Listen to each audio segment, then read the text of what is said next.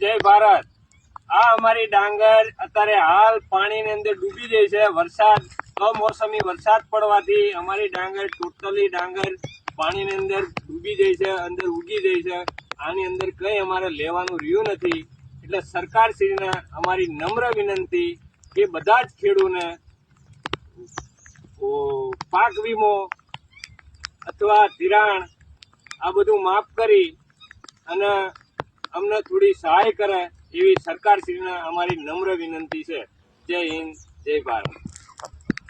હાલો, ગામ બેગવા, તાલુકો ધોળકા, જિલ્લો અમદાવાદ।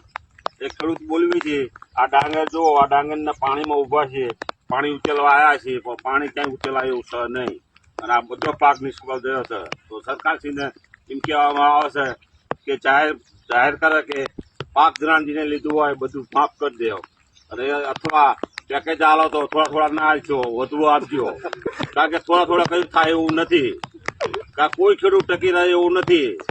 5, 10, 25, 30 હજાર આલો છે તો કોઈ ખેડૂત ટકી રહે એમ નથી। જાહેર પેકેજ કરે તો લાખ ઉપરનું જાહેર પેકેજ જાહેર કરે।